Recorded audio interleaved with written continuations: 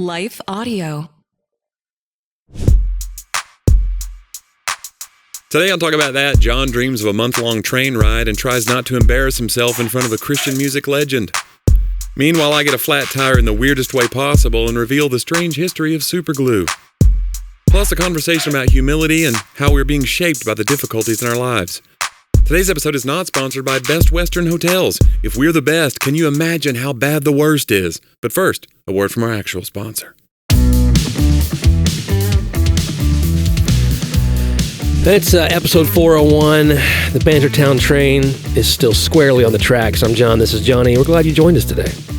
Stay off the tracks, kids. Yeah, I mean, unless you're in the train, Right. Or you are a train. that's the best place to be, really. The little engine that could. Do you ever, besides airports, you don't really get to do train travel? I did that thing with Curry's dad. We did that bucket list trip to the Grand Canyon, and it was by train. Oh, that was awesome. From Williams, Arizona. I would recommend it. I would recommend that trip for your family, John. I feel like that you live the life. No, you wouldn't. You wouldn't do that trip. I think you'd be like, well, what are there? What is there for the whole family to do? You'd have some. That is the trip I want to take. Is it? Yeah. You want to do Williams?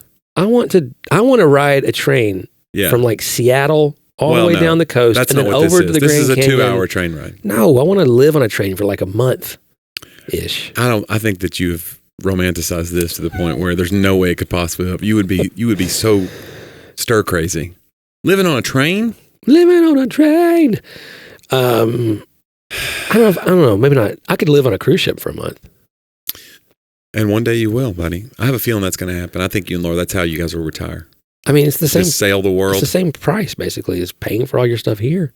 Yeah, except for if you have a medical emergency, you're kind of just... Yeah, they got doctors. Do they? It's fine. They'll turn that boat around. It's no big deal. It's easy to divert these cruise ships. Yeah. There's nothing to say. They love it, too. They love it when you divert them. You know, there are people on... I mean, it is a whole thing. Yeah, no, I know. And they have like... there are people who do that instead of going to the retirement homes. They just go cruise the world. The staff, they basically you become a resident and you have all these deep connections and they know where you are and what you're doing. I think you might be romanticizing this. They have all these deep connections. John's just like, that's what I read. I read in the data that there's deep connections. And a cruise ship that I'm paying for. Yeah, I'm sure it's super deep. I may struggle for community a little bit. Yeah, that's okay. Well, you got me, buddy. Hey, we're here. That's not a struggle. Thank you. Getting you in town's a struggle. I'm sorry. Sometimes. It's tough to divert this ship, too. Am I right? We just got back. We were in, I had 5 days in a row, 5 cities in 5 days. And then I got home, and then I went to a Lakers game last night. Yeah, I couldn't believe you drove to Indianapolis. Well, yeah, I mean, it's not worth flying. It's 4.5 hours, 5 hours. Oof. I just drove it last weekend. But I mean, the time you go to the airport an hour early or 2 hours early now because of TSA and all that nonsense, you may as well just drive it. Yeah, it's worth it. Dude, it's not a bad drive. It's not awful. It's not awful. Kentucky's like 3 lanes and well paved. As soon as you get over the Tennessee line coming back, immediately into construction. I went with the tour manager from our Live and Laughing tour, which you can get dates for at johnnyw.com. We're coming up on Dallas and Houston area. We're going to Cleburne and Crosby, which are Dallas and Houston adjacent cities. Yeah. And then we're doing a couple cities in Arkansas, Jonesboro, and where's the other one? It's near Little Rock. Anyway, go to johnnyw.com. Get tickets to those shows because these shows have been so fun. johnnyw.com, Live and Laughing Tour. But anyway, our tour manager, Jordan, is a basketball guy. He's a Pacers fan. And he was like, we were talking about LeBron, and he was like, I said, this maybe LeBron's last year. We don't know. Yeah. And he was like, I've never seen it. He goes, that would be cool. And so we just started looking up games, and we found this game. He's like, let's go. So we went together. And I say all that to say this. Everything's great, smooth. We stayed in a hotel last night. And then this morning we got up to leave, and he met me out front. We get in, we start heading home. And, it's a long drive home. I said, can we go home earlier than you might want to because I want to do this podcast today because we put off. Our normal day would have been yesterday, but we had the game. Johnny's very committed. He goes, sure. And so now we're on the way home, and we're about an hour from home. We're about near the Portland exit, Portland, Tennessee. Right. And he is looking at a picture on his phone. While driving? No, I was driving. Okay. And he's just scrolling his phone on Facebook, and he goes, dude, I went to school with this guy. And I hadn't seen him in years. And he's evidently married to this woman and they have a family. But he goes, look how tall she is. And I thought it was just going to be like, she's a little taller than him. He shows me the photo. I look over. This woman is 1.5 feet taller than her husband. Wow. And they're doing like a nice, I think it was a beach photo, but it was one of those like, is he standing in the sand? Like, is he buried? Like, it was wild. And I go, holy moly. And then I look up and I'm off the road. Oh. And past the rumble strip. And you didn't hear the rumble strip when it happened? I go to pull the car. I think that's what made me look. And then I go to pull the car back over. And on the other side of the rumble strip is a piece of like, I-65, it's not great. Right. There's a piece of chewed up, like a huge pothole on the other side of the rumble strip. Oh, no. I go into the pothole. And then I'm going 70, 80. Wow. Right away, the tire sensor came on. I had a flat. This is why I was late for lunch. Were you in the... I was in the Hyundai Ioniq, my hybrid. Okay. So it's a dumb little hatchback. Does it even have a spare tire? It did, and only because I bought one like a year ago. Because, we have one. It does not come with a spare. We had a flat tire the day, and the first time I was like, oh, there's no spare tire. Yeah. And so luckily I had the little donut, and it was $300 to buy that donut. You can't just get a donut anymore. And so we had to stop and change the tire, and it made us 15 minutes later than we would have been. But, we changed it. Moral of the story, kids? Don't look at your phone while you're driving. Yeah. If somebody says, hey, look at this, don't look over there. No, don't do it. Even if it's a gigantic woman whose head was blocking the sun or whatever, but because of her height. But no, she was a very pretty woman. She was just maybe it was just that he was short, but it was a stark contrast. Yeah, Sadie always is like, the boy has to be taller, and because she's fairly tall. So she's never going to marry a short king. I don't know. I'm like, what if he's a great guy? Yeah, like I think it's unfair. What if he has stature of heart? It's really unfair. You know what I'm saying? Yeah. I know that there's a lot of beauty standards women have to live up to, and we talked about that last episode, and you disagreed and said you hope that your wife and daughter become schlubs just as long as they're ready 5 minutes earlier. Right. I stand by whatever twisted version of what I said you just said. But I do think women are held to such an unfair standard. But at that same time, this is the one in culture where it's like literally a thing a guy can't control, and he's just like, there's so many percentage of women that's just like, nope, you're off the list. Do it, it's not cool, man. No, man. It's not cool. And I'll say that as somebody who is like between 6'3" and 6'4". Like, I'm a tall person. Maybe that's not why you're getting turned down. And my heart goes out. No, there's so much. Well, the main reason. That was it. I was just not tall enough. The main reason is I'm married for 30 years. Well, I'm not putting myself out there, John. Back when you were dating. Buddy, if I wanted to, I could. You have no idea. If I was. No, it probably would not go well. I don't. I have like a really big brother energy, and not like in the way that I'm like overseeing you and like, not like CBS Big Brother. Not that. I have like not like 1984 Big Brother, but more like you remind me of my big brother. Yeah. Yeah. Yeah. Nobody's sliding me room keys when I'm at these comedy clubs. No. They're like, oh my gosh, you remind me of my dad. And I'm like, I'm going to go weep in my hotel room. No, man, it's good. It is good. You don't want to be that guy. You know what? Thank you, God, for protecting me. By not cursing you with good looks and sex appeal. Well, wait. I don't. You're a hateful person. It did hurt a little bit. It hurt. I'm sorry, guys. Anyway, so Jordan felt bad because he felt like he had caused the accident. But I said, well, I looked. But yeah, you did distract me. Whoa, now. That is not taking responsibility. He offered to pay for the tire, but I said, I couldn't see damage on the tire. That was the crazy part. Like, we got there and the tire was flat, but I could not see a hole. I couldn't see a sidewall tear. And won't that? Sometimes. Some of y'all. You're feeling flat and you can't see where the damage is, but it's there. You know what I'm saying? You're out of air. Some of y'all got a hole in your sidewall. I was about to say sidewall. You always beat me to it. Some of y'all need to check your valve. I don't know. Your valve stem's leaking. Yeah. Wait. I don't know. But anyway, so now I got to go figure that out today. I got to go sort out a new tire. Have you told your wife what you did? I did, and I left her that car and took the other car because I had to leave right from there and come, and I didn't even tell her. So she's going to find out for the first time when she listens to the podcast that I have damaged our car because I was looking at a tall woman. It's a weird story, but it happened. When you put it all together like that. I know. Yeah. But it's okay because the Lakers got the win. LeBron had a great game. He got to see LeBron. That's a bug because you never know. You go to these older players, they do the load management. They might not play. Right. So I was like, if we get here and it's one of those like, well, we're going to beat the Pacers without these guys. Let's just rest them because the Pacers are trying to tank. And I was like, I'll be so mad. But him and Luka, had 43. It was a great game. for the Lakers? I got to see Jordan one time. Oh yeah, And was it post retirement? Like the Wizards Jordan? No, it was Bulls. Bulls Jordan, but number 42. 45. Sorry. Yeah. Yeah, dude. And it was a school trip my junior year. Okay. And they gave us the standing room only. Oh yeah, so you stood up there and but watched the jumbotron. And he had been hurt, mm-hmm. but came in the game. It was the first game he'd come back in for a while. Yeah, because that was the one he came back mid-season. He was 45, because by the next year he was 23 again. Yeah. Oh yeah. So I was there for an iconic. They didn't win the championship that year. Yeah. Because I went and watched. Because you went and watched and have that effect on people. This is why I can't succeed. John I don't know why this podcast can't take off. John, speaking of this podcast, you know what helps us keep the lights on here at Talk About That? Advertisers. They do. And we want to give a shout out to them. And also, let's hear a few words from our fine sponsors.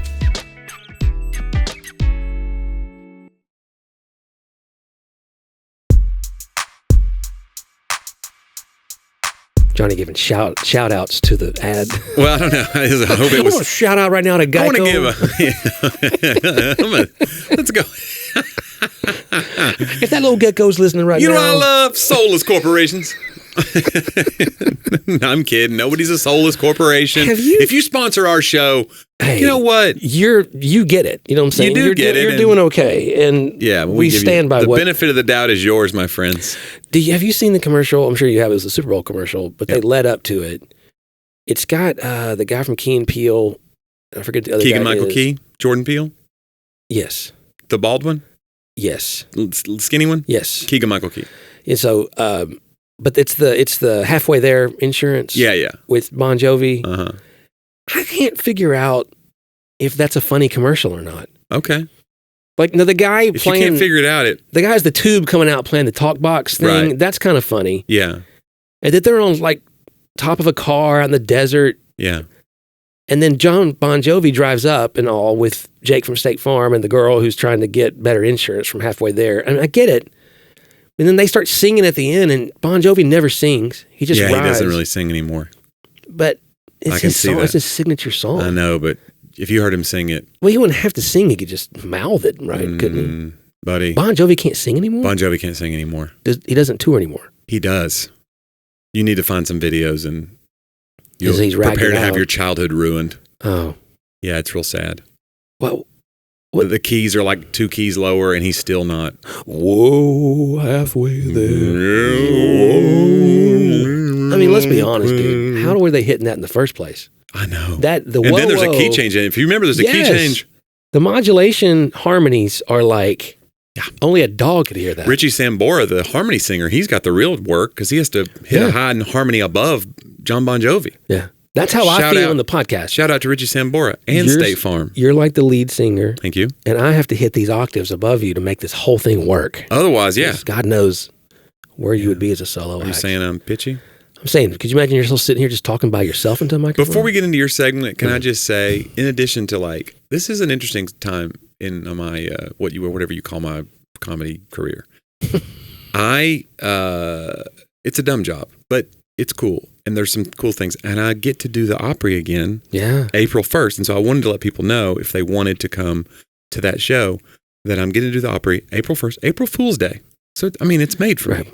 With a hero of yours. And when I call, you were the first person I called. Yeah. Because I was like, John is going to be more excited about this than I am. Yeah. Because our very own CCM legend, Stephen Curtis Chapman, is on the Opry with your boy. Yeah. So we're going to get to meet, I assume, presumptively, we're going to get to meet Stephen Curtis Chapman it's happening. Backstage. With and you are going him. to be insufferable. No, you are my... I wouldn't even be... I was saddling up my horses. No, listen. I got a trail to blaze. I just couldn't quoting songs. It's a childhood thing, but it has continued into adulthood. Sure. Because I think he's... I'm speechless right now. What are you going to... Everything you try to say with a song title. Stephen, you go out there. I'll be here. You go out there. And I will be here. Yeah. No, I think... I was telling you at lunch, you want to be authentic. Yeah. But hey, dude, when I was 17... Yeah, but don't try to act so cool. Yeah. Like I'm trying to split the line where I don't make him feel weird. Yeah, my buddy Rick Roberts said that. He goes, my main regret in my comedy career is I did clubs for 19 years or whatever, and he said, I didn't get a photo with everybody I ever worked with because I was always afraid of whatever. And he goes, and now like some of those guys have gone on to be whatever. And he goes, I just wish I had not tried to be the cool kid. So you're saying if Stephen Curtis Chapman takes a photo with me, then someday he can say, that guy went on to. Well, there really was somebody that said something like that. I think it might have been Jordan Peele. I can't remember. No, it might have been, who's the guy that was Donald Glover. He said, nobody's ever on their deathbed saying, thank God I wasn't cringe. Yeah. Thank God I was never cringe. Like this idea, our main fear in life is being cringy. Oh. It's like you never accomplish anything with that attitude. No, you got to be excited foolish. about things. Yeah. That's really the definition of cool, if we're honest. They go, that guy's a cool customer. We mean he's unaffected by life. Right. Who wants to be around that person? No, not I. That he's just cool. It's like, no, dude. You know what? You're right. I'd rather have somebody that's so excited. It's easier to tame an excited person than to try to raise the dead of somebody that's just like, God, there's no way to even like affect this person. You get ready for this backstage meeting. Having said all that, I need you to be cool. I need you to not ruin. Yeah, no, it'll be fine. Well, you know, there's a backstory. Okay. Between you and Stephen Curtis? I wanted to figure out if I ever tell this to him or not. Oh, right, because you were supposed to. Weren't you supposed to write a book? So he was looking for a writer for his book, and the collaborator. It's his book. He's writing it, but you help him. And what I do, with my dumb career, and I got the call. I was with our friend Weston, and I was at Cracker Barrel as we used to go. Shout out to Dane for saying Cracker Barrel. Cracker Barrel, and I got this call from an agent. Which looks, when you say that, it sounds really pretentious. I have to take this. I'm sorry, my agent's. But I do. If it's hard to get a hold of. Oh, no, you got it. Yeah. And he was like, hey, listen, they're looking at writers and they're kind of making a last minute sort of change and shift. And I know, would you be interested? I was like, would I be? Not only would I, but yes, I will. And so I was like, he was like, you got to send me an updated bio. I was like, well, I'm in a restaurant. Give me a couple hours here because I had not to update it. Your bio. Yeah, there were books I hadn't added to my bio and stuff, and you got to wax poetic to get this Stephen Curtis job. No, I think it was just adding more projects. It just I'd written a few books inside. How do I impress Stephen Curtis? What do I write here? I think it took 3 hours. Oh man, for me, but by the time I sent it, he already had a writer. Oh no! But do you think that that's what did it, or you think they were already shopping? He never even knew I was the guy. He never knew I was a possibility because I didn't have it ready to send. And guys, isn't that? I wish we'd all been ready. You know what I'm saying? That's not a Stephen Curtis song. No, it's a Larry Norman. I know, but I wish. I know it's not. But I think it's not. It's supposed. It happened the way it's supposed to happen. Oh, here we go. You're one of those supposed to people, huh? Oh, here we go. Listen. Or what do you mean to say? You blew it with your dumb bio? I thought I had more than an hour. What are you, an idiot? 3? You think you had 3 hours? I think I really poured. Hey, it's an opportunity of a lifetime. Do you want to take 3 hours to mull it over and try to come up with flowery words about yourself? I wasn't. You know what? Yeah, you didn't deserve the book. That's true. No, he went with. I think Ken Abraham did it. He's a pretty accomplished writer. Way more accomplished than I am. Okay, and I think they were already friends. They needed a sure thing. He knew Ken, and right. You were more of an outsider. I think they're like he texted. You probably got the clout now, where you could probably get in that room a little easier. But I think I'm going to let him have it. I'm going to let him be like, "Hey, you blew it. You messed out," and I think we all know you blew it. Ken Abraham swims in my wake, or something like that. Yeah, something like that, and he's right behind it. Ken just has got a single tear. I'm not going to do any of that. I'll play it cool. So. No. Well, I mean, never know. Maybe he's going to write a second book, third book, whatever, and then he's going to be like, you know what? I want to go a different direction. I want to go. What about that guy I met at the Opry that was weird and sweated a lot? Acted like he was. Oh man, I love. By the way, he is touring with the Speechless record with 25 years. 25 years of Speechless. Yeah, very exciting. Which is a song about not being able to say words, but I'll deal with that with him too. Like, hey man, if you're speechless, there'll be no song at all. Really, you think he'll do a couple songs from that? I think he will at the Opry, or he's a member. Well, no, yeah, of course. I don't know what he'll do. Sometimes I think he brings like his brother and maybe his stepdad out. They did some Cracker Barrel bluegrass, because he kind of mixes genres. Oh, sure. You know what I'm saying? He and does there, he all, probably makes it a little more twangy. he's pop, right? But he puts out, he could do all kinds of other things. He'll be a little more twangy for sure. But Well, I will be too. well, I'm bringing the twang that night. Oh, I'm so excited that's going to be a fun one. Yeah. And I'm a little more comfortable there now. And so it's a little, and this is when I'll blow it because I've gotten too comfortable. Yeah, you're going to be like, I need to have forget your a own healthy punchlines. reverence for the place. But no, it's just a cool, what a wild world that we get to do But that. I'd like to say, you're a great friend that you thought of me being more excited than you for your opportunity. And you called me first, and I appreciate that. And it's a shame you're not going to be able to be there.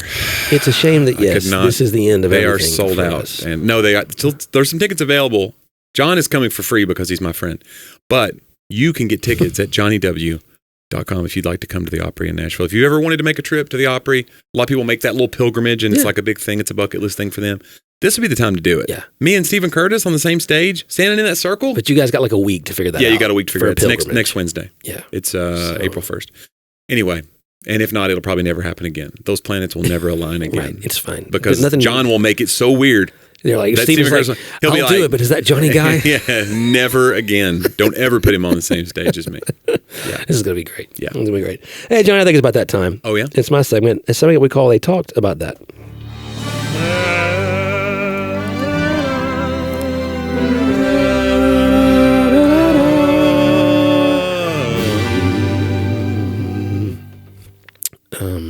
I'm going Clive Staples because why not? Yeah. He is the staple of the show. He is. I may have said this before too, but I don't even care. No. I don't care. I mean, it's still true. So it's humility after the first shock is a cheerful virtue. It is the high-minded unbeliever desperately trying in the teeth of repeated disillusions to retain his, quote, faith in human nature, who is really sad. The high-minded unbeliever desperately trying in the teeth of repeated disillusions to retain his faith in human nature, that's what's sad. Mm-hmm. But humility, and he's talking in a faith context, obviously, is actually something cheerful. I don't know if I've ever been more humbled than I have in the last, I'd say, 8 years. In 2017, my dad died in May, and then after that, our church got sued by our denomination as they were, there was a dispute. And I don't say those things lightly, but it ended up going our way, and it was not a good thing. And there's been forgiveness and all those things, but it's a public record thing. But dude, for a year of my life, I mean, it was just like, I was writing briefs. We didn't really have any money. We were just trying to survive and save this, place. We even debated just letting the place go, but we felt like that for the people who had built it and other things and the people we served, that it was the right thing to do. Yeah. And I think post that, there were a few years that were,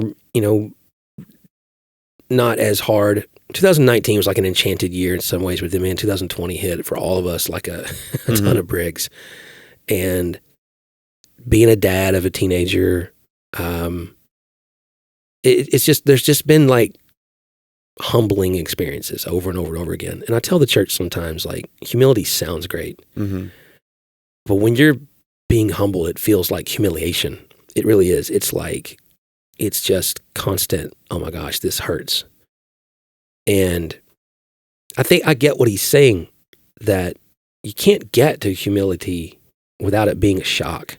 But there's something that dies, that it's not like you just had always hoped it would go away or whatever. Like, once it dies, it hurts, but also it's dead. Like, there's a lot of self-confidence and other things of the wrong persuasion that I think has been slowly, painfully mortified in my life, just put to death. And that, I look at it, and I think hearing these things as a younger person, you're like, oh, I can't wait to see how God forms me in my life. And, I'm going to be, and if you look at it, as we approach Easter, like, the path of following Jesus always leads to a cross. It always leads to death and then to resurrection, right? But you don't just skip to resurrection without going through the cross. Right. I wish you could, on the flesh side, right? I wish you could just learn it by reading it. And there are a lot of things maybe that you can. But man, accepting that, right, takes humility, and it takes being willing to not. There have been times I've been so mad at God, or I don't understand. I think I understand God less, although I think I know God more, but I think I understand him less. And the times I'm like more willing to tell him how frustrated I am, and times I just find myself, there's a prayer they're doing in Lectio right now that it was found on like a 2nd century cave in Egypt from early believers. And it's just, Lord Jesus, Son of God, have mercy on me, just written 3 times. That's my main prayer. Yeah. Now, it's just constantly like, oh man, I was thinking about how I screwed things up in my life yesterday. This morning I'm like, God, just have mercy on me, And it sucks. Like, it's hard. It's not, you don't feel this great confidence, but you also know you're probably praying the purest prayer from Scripture. Yeah, there's a lot of David's prayers in the Psalms were just like, what in the world? Like, why? Yeah. Why me? Be with me. Why me? How long? Right? Yeah, how long? Short questions. How long, oh Lord. Have mercy. Yeah, there's a concept that I think about in comedy a lot. It's not, I think about it in relation to comedy, but I don't think the context of it when somebody told me this was about comedy, but they said, and I think about it all the time, and I've told so many comics this, you're either humble or you're on your way to being humbled. Yeah. And I mean, you're in one of those two spaces. Yeah. And so the Bible talks about humble yourself. Right. The humble will be exalted. The people who exalt themselves will be abased. And so like, you try to always like, I'm going to humble myself when I go into a room and not act like I'm the best thing since sliced bread. And so like, if you do that, you remember where you came from. There's a lot of that. But some of that's just like, life is humbling. Life is being sanded down. Yeah. And you hope you're being shaped into something that's useful, but it hurts to be sanded down sometimes by life and even by God. If you feel like God's doing the sanding, it still hurts. It's a process. Yeah. No, it does. And I think it causes you to decide, to his point, when you're disillusioned, do you try to keep coming back to this Pollyanna, everything's going to work out and the people are inherently good, or do you accept how dark the world is, accept it not because you understand it or because you want it to be that way, or that you're not trying to bring light, but that you go, I'm not in control. That's really what it's about. When you begin to get to say, and I still struggle with this so much, like I feel responsible to positively affect outcomes. I think that God put us here to do that. But man, the line between effort and control. Yeah, and so like not being able to control every outcome, just having to be able to be like, I can control this thing. I can do this one good thing. Do the next right thing. Yep. If you can just do the next right thing. When we're being inundated with so much negative and you see so much chaos in the world, and we know we can't affect all of it, but giving us the courage to do the next right thing that we can do. Yeah. That's the hard part. And some people just don't do it. They go, well, I'll never. It's like having the big to-do list and you're so overwhelmed with the list, you just go take a nap. Yeah. That's how a lot of people live their lives. They don't do the next right thing on the list. So I'm trying to be the person that's doing the next right thing on the list. But yeah, it's definitely, it's hard. Life is humbling. Yeah, it is. Oh, Clive Staples. C.S. Lewis, I mean, he's going places. That guy is going to be somebody. Stick with it. John, let's do my segments. Let's start with some old jokes. We call it Joke About That.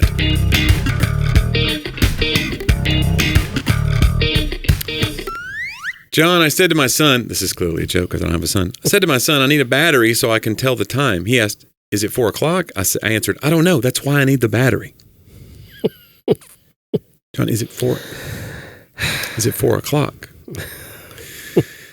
A red blood cell, John, and a white blood cell fell in love.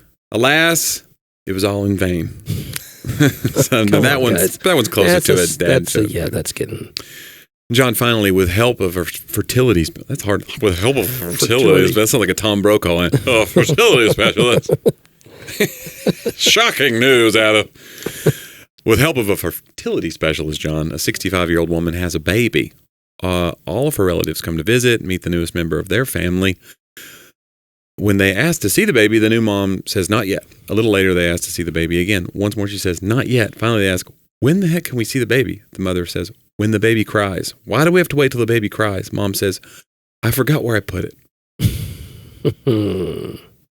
She's 65, John. Guys. Memory loss. We've had a couple of memory loss jokes in a row on the show. What do you think the algorithm's trying to say something to I think you? we're headed to that age, and we're gonna maybe that's our fan base. Do you think our fan base skews older? We don't really. Do we have data on our podcast we fans? don't have data. We need more data. Hey, all I know is the only data I need is I know they're good people. They are good people, Yeah. and so are our advertisers. John, we're not going to do more ads. Hey, let me just say this: Okay. we do appreciate you listening, and if you wanted to send us a note, we got a great note from somebody. We weren't going to summarize it. It's a lot of personal things in the note, but we just want to say thank you to that person. What was their name? Standing by. John's got it pulled up on his email. Standing by. John wasn't ready. We don't have. So I didn't know he was. We don't have a producer We don't have per se. a per se. Hold on. It is. I got it right here. Sarah.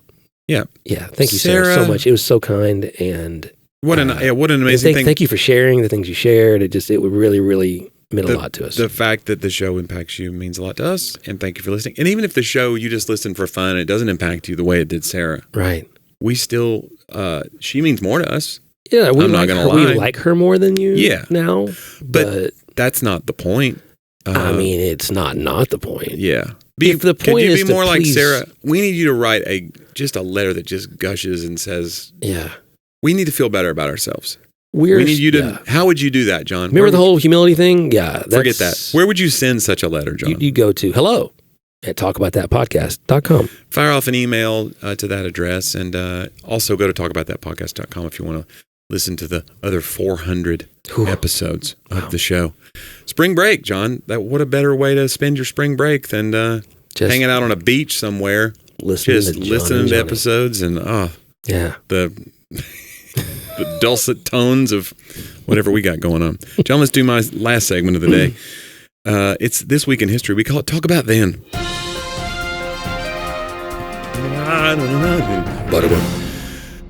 John, this week, 1812, the term gerrymander is first used. I think it's pretty apropos with modern politics, as it were, in the past 20, 30 years. But I didn't know this. Do you know where gerrymandering comes from? I did not. It's the process of dividing, let's give a full definition. I know what it is. But I'm saying, it's the process of dividing electoral districts with the aim of aiding the party in power. Massachusetts Governor Eldridge? I've never heard of an Eldridge. I've heard of an Eldridge, but his name's Elbridge. Elbridge Gerry. He was a future U.S. vice president, evidently, which I didn't know that. Did you know we had a vice president, Gerry? Evidently. Massachusetts Governor Elbridge Gerry. He signed into new law electoral district boundaries that were designed to enhance the incumbent party's election results, leading to some oddly shaped legislative districts. So, the Boston Gazette newspaper published an article, and I could show you the article photo, and a political cartoon of showing the district, and it looks like a little salamander with a tail above the district. That's how oddly shaped it was. Wow. So it's a Jerry salamander. It's a gerrymander. Oh, they named it a gosh. gerrymander because it look like a little lizard, because they're using just the outline. Wow. You know, he's skating around these little, we know we have the votes here, so we're going to call that our district. Yeah. And it's basically cheating, but legalized cheating. Right. It is legal as long as, they are working right now. They're taking out parts of the Civil Rights Act of 1965 and the Voting Rights Act as well. But the idea used to be, and it still is, I think, as long as you don't do it on a basis of race or discrimination. So technically the legislatures do have the right to draw their voting districts, but then they have to prove it to not be racially motivated. Right. And that also could depend on a lot of things. But so, the thing about gerrymandering that's happening now that's so interesting to me, sorry, I know you're in your history thing, is that other states are doing it in retaliation. Mm-hmm.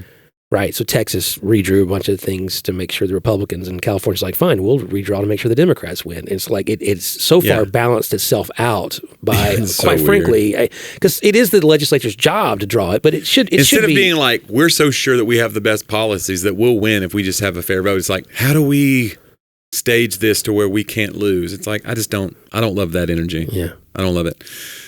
And I don't know I don't know everything there's to know about it. I'm not saying that both sides don't have ne'er-do-wells out there. That's definitely true. Yeah. There are a lot of people that, are willing to get an advantage and an edge. You know, not being disenfranchised is one of the basic rights of being a citizen of this country. It's what makes us not losing your right for your voice to be heard in the voting process. And so, yes, this really bothers me. And I wish sometimes without them becoming activist courts, the courts are not supposed to be. They're supposed to wait for the issue to come to them and to handle it right blindly. It's supposed to be an issue what the law says.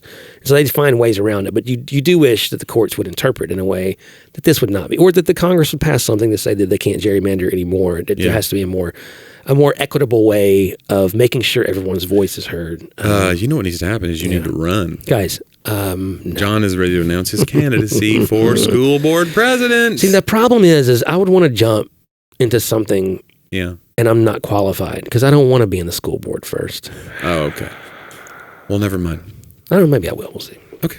Well, he didn't say no, guys. I didn't say no. Send those cards and letters. But you guys Hello can't at Talk vote About for That podcast. John, this week, 1872, the fire extinguisher was invented. The first practical. I want to see what the first impractical fire extinguisher was like. It's like a big hose. Yeah, dude with a hose. Neighbors. A balloon with water in it. It's well. He's like, well, we're out. Yeah.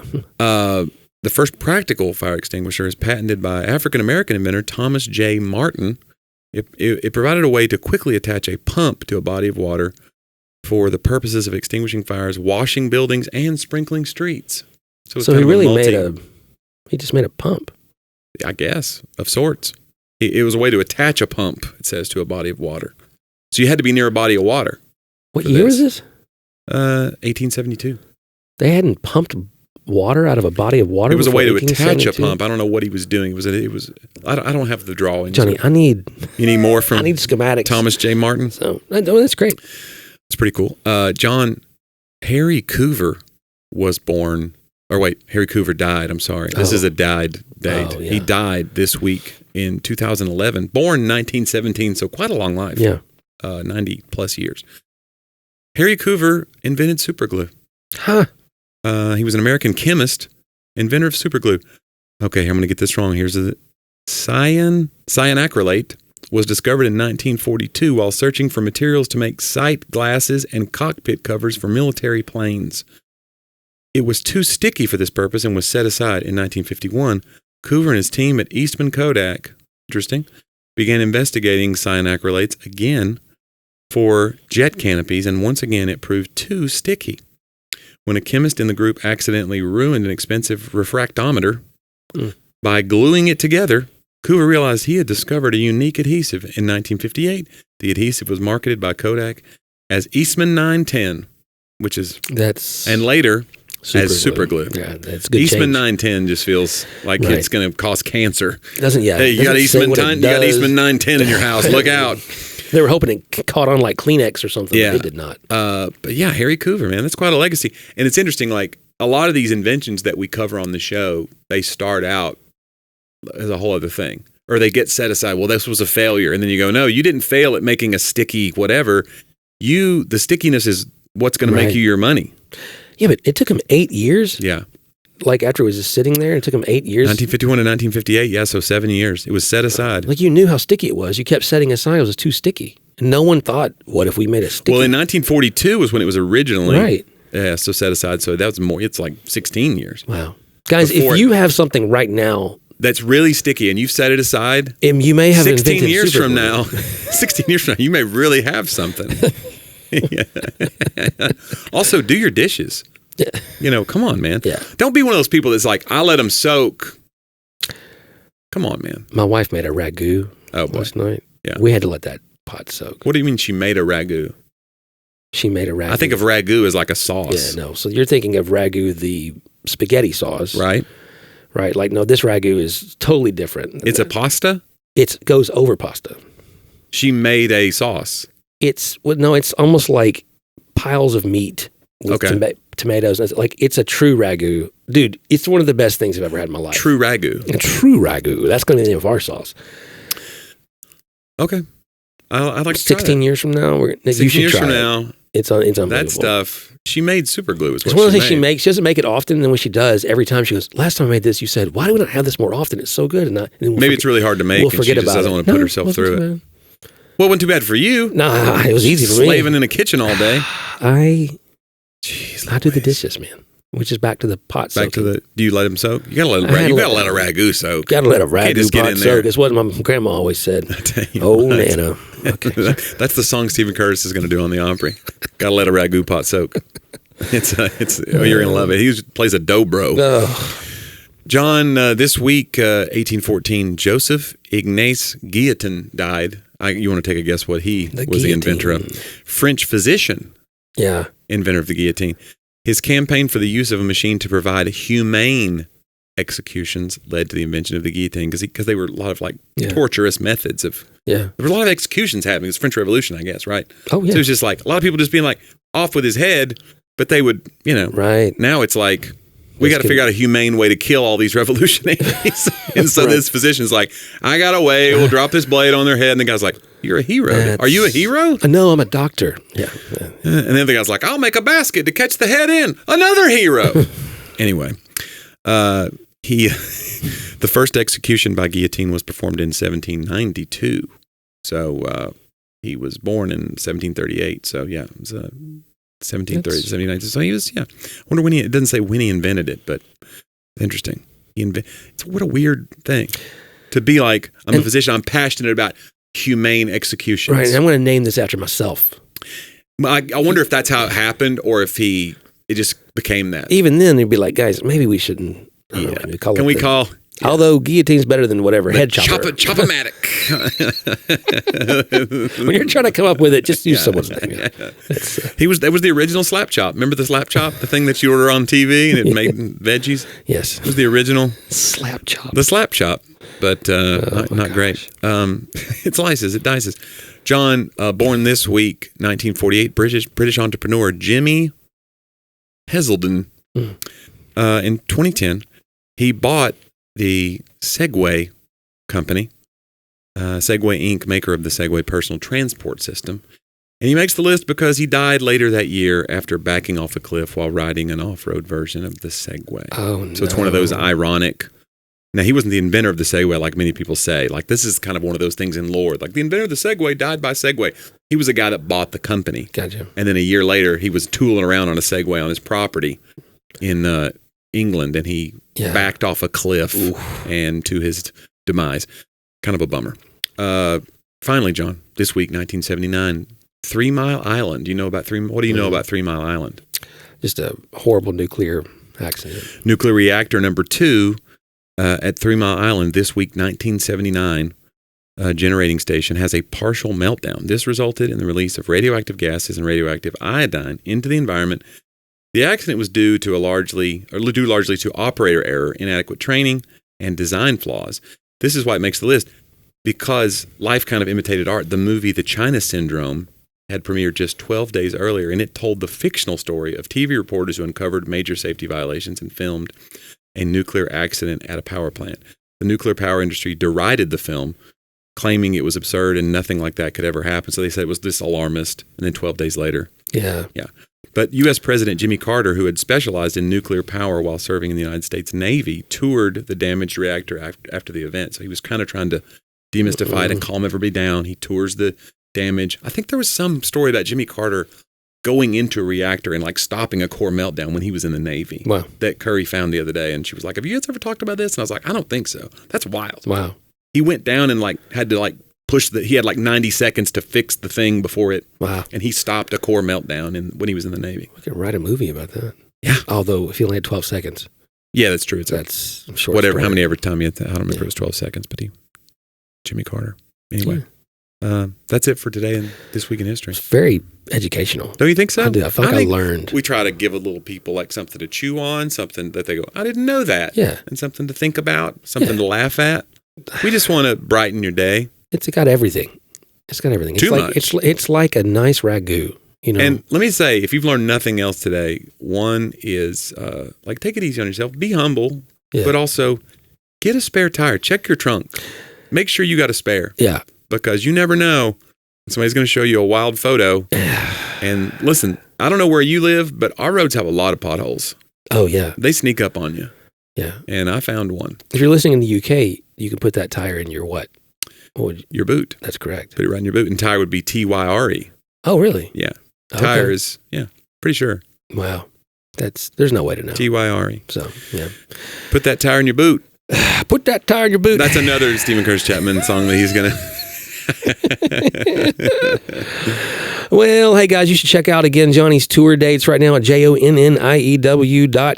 He's all over the country and he wants you to come. John's writing books too, but he can't talk about it. He's under all these NDAs, but he's got some projects. He's got something. I'm pretty busy right now. Some things you can spend your hard-earned dollars on very soon. It might be a while. Oh, but yeah, save up. That's save up for those books. Yeah, and you can also check out past episodes at talkaboutthatpodcast.com. Again, this is 401. We're in a new century of episodes now. I don't think that's how it... Isn't it 100? 100. A century is 100 years, though. Is it, though? I think you can have a century mark without hitting a year. I don't know. Okay. There's no way. Maybe. That'd be good to know. Yeah. But we're entering a new 100. That's right, a new 100. So, guys, it was a lot of fun. Thanks for all the time you gave us. Let's do it again next week. Here on Talk About That.